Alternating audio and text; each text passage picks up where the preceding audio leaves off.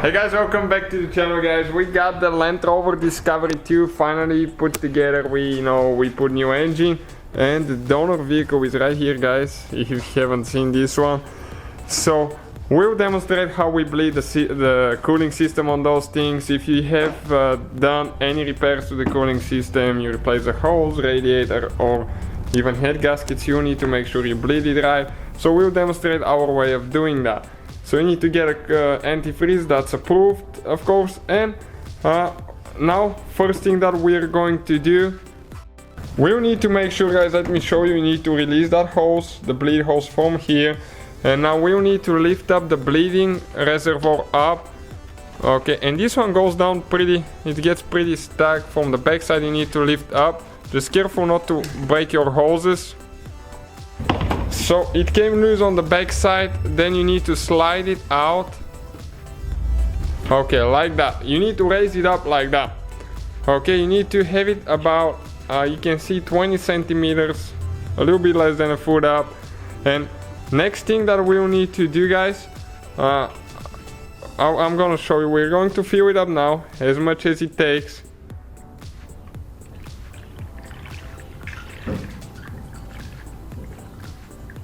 Okay, like that. We still keep filling up.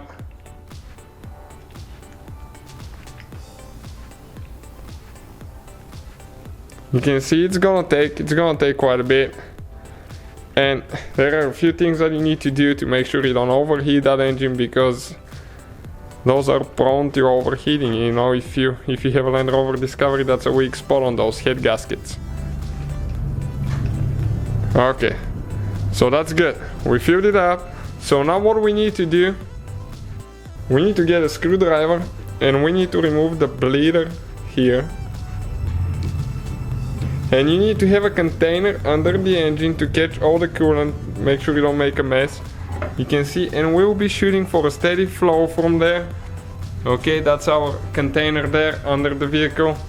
So we keep filling up more.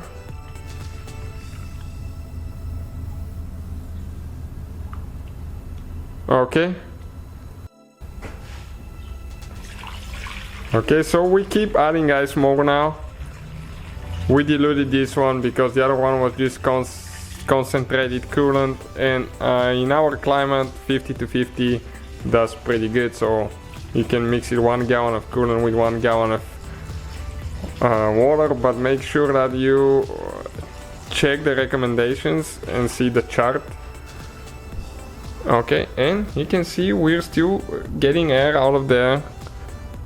It takes some time, of course, but eventually it will get there. So the whole system, probably it will take about 10-15 minutes to do. Okay, it's going down more, so we will add more.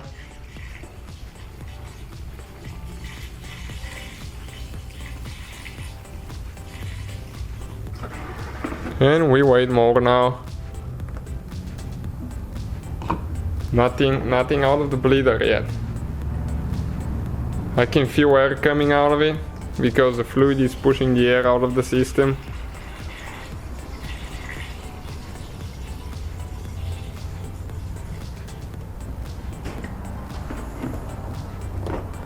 Okay, still waiting.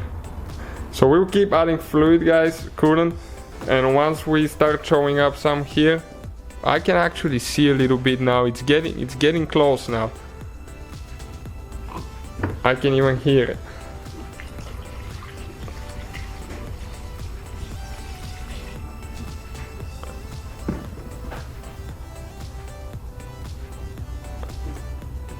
Okay, it's getting here.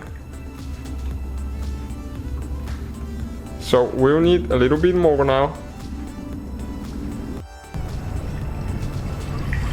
Okay, we're putting more now. And let's see if we're going to get it to show through the hole. What you're trying to do, guys, we'll need to make sure that it comes out of the hole now. You have a steady flow of coolant with no air bubbles inside of it for at least 1 to 2 minutes.